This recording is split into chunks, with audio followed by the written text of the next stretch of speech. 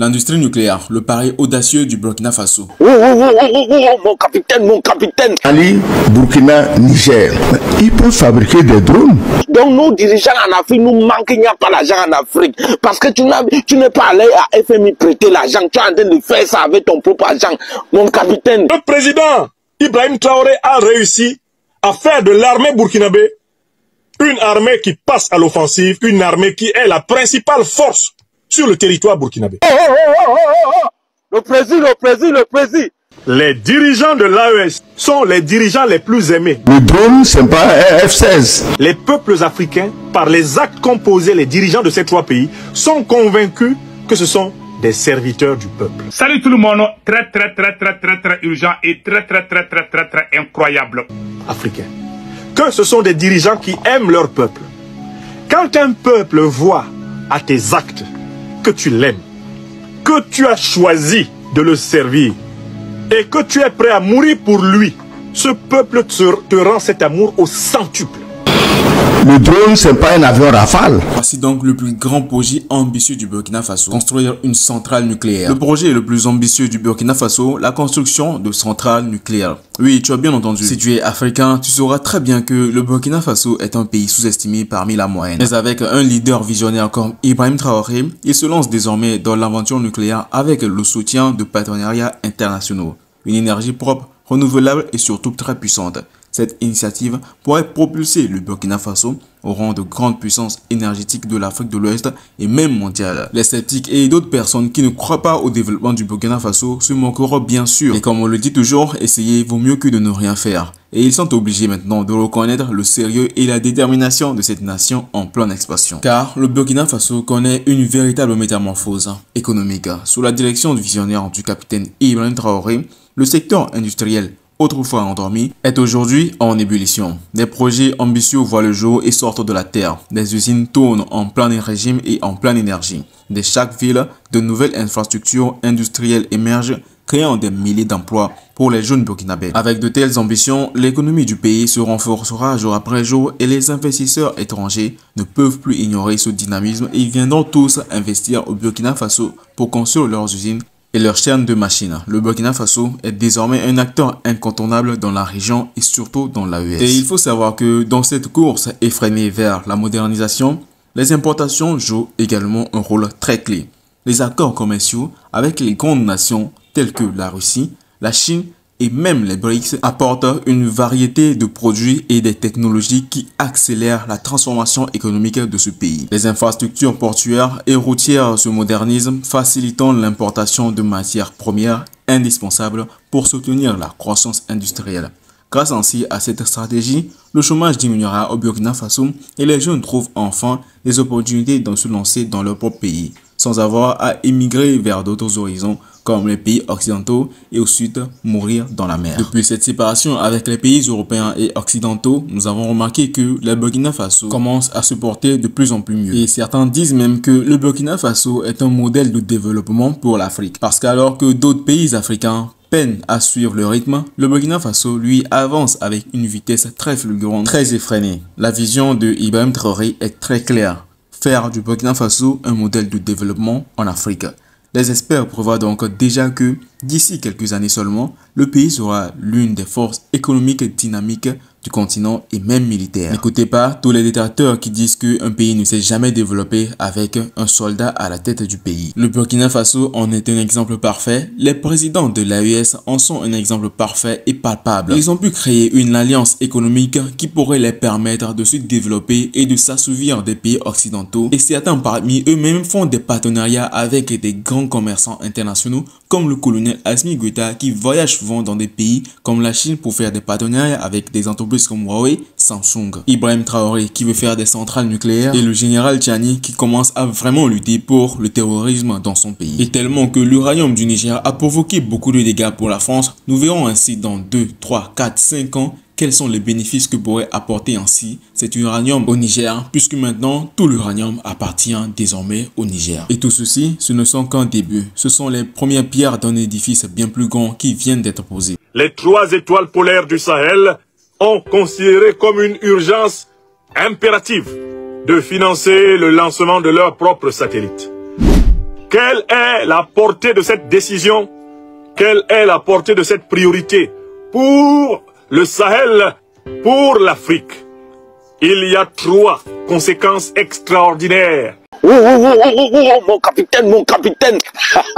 Tout ça là, tu as pris l'argent où alors qu'on dit qu'il n'y a pas l'argent en Afrique. Toi, tu n'as pas prêté l'argent à FMI. Tu n'es pas allé prêter 3 000 milliards à FMI. Mais tu es en train d'acheter les avions pour ton pays. Hein? Alors que depuis 40 ans, les gens louaient les avions pour ton pays. Mais toi, tu es en train de travailler, tu prends l'argent au capitaine. Hein? Donc, nous, dirigeants en Afrique, nous manquons qu'il n'y a pas l'argent en Afrique. Parce que tu n'es pas allé à FMI prêter l'argent, tu es en train de faire ça avec ton propre argent. Mon capitaine, c'est toi le sauveur, tu es venu sauver l'Afrique. Toute l'Afrique est derrière toi, allez en avant.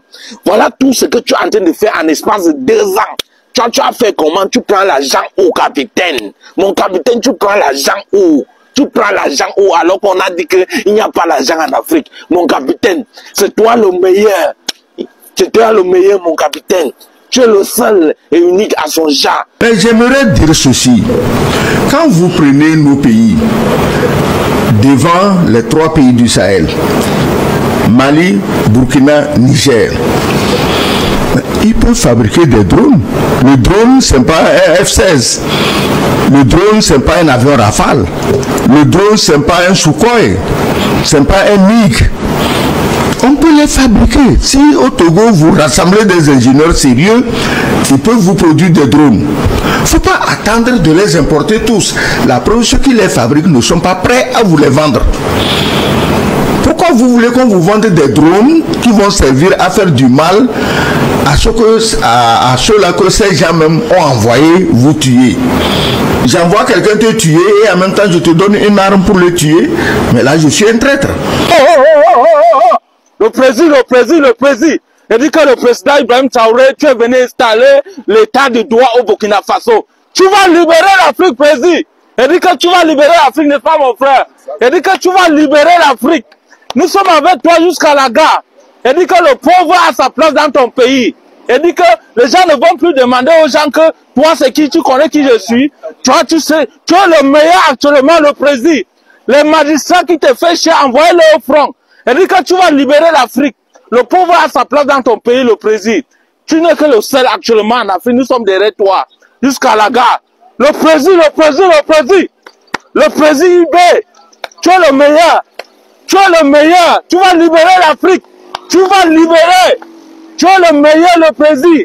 Tu es le meilleur de ta génération. Allez en avant. Le magistrat qui te fait chier, envoyez-lui au front. Un avenir prospère pour le Burkina Faso. La vision de développement du Burkina Faso ne s'arrête pas uniquement aux infrastructures industrielles et nucléaires.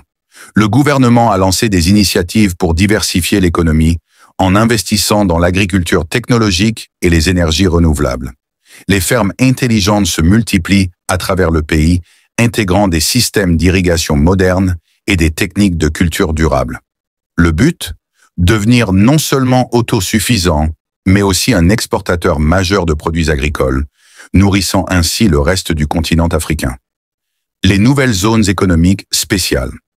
Pour encourager les investisseurs, le Burkina Faso a mis en place des zones économiques spéciales, ZES, offrant des avantages fiscaux et des infrastructures de pointe.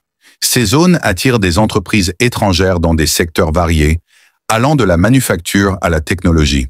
Avec ces nouvelles politiques, le Burkina Faso devient un pôle d'attraction pour les multinationales, créant ainsi des emplois de qualité et stimulant la croissance économique. La révolution numérique au service de l'emploi. La modernisation de l'industrie passe également par une révolution numérique. Les nouvelles technologies sont au cœur du plan de développement de l'économie burkinabé. Des startups locales émergent, spécialisées dans la fintech, les applications mobiles et la cybersécurité. Avec des centres de formation technique et des universités tournées vers l'innovation, le pays devient une pépinière de talents.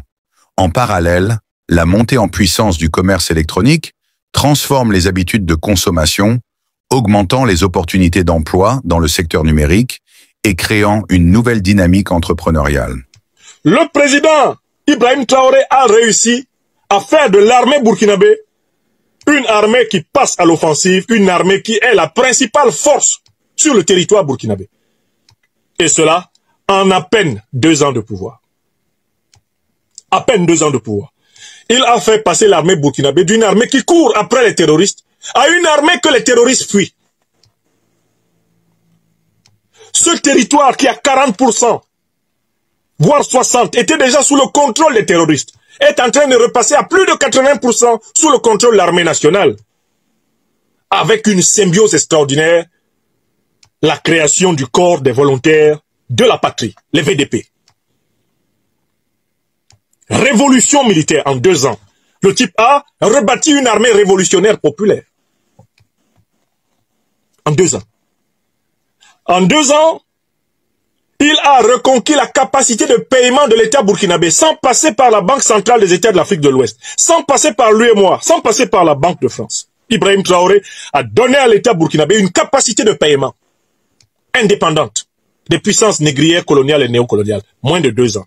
Prouvant que tous les autres pays africains sont capables de payer sans passer par la Banque mondiale et FMI. Ils sont capables de payer s'ils veulent payer. Voici donc le plus grand projet ambitieux du Burkina Faso, construire une centrale nucléaire. Le projet le plus ambitieux du Burkina Faso, la construction de centrales nucléaires. Oui, tu as bien entendu. Si tu es africain, tu sauras très bien que le Burkina Faso est un pays sous-estimé parmi la moyenne. Mais avec un leader visionnaire comme Ibrahim Traoré, il se lance désormais dans l'aventure nucléaire avec le soutien de partenariats internationaux. Une énergie propre, renouvelable et surtout très puissante.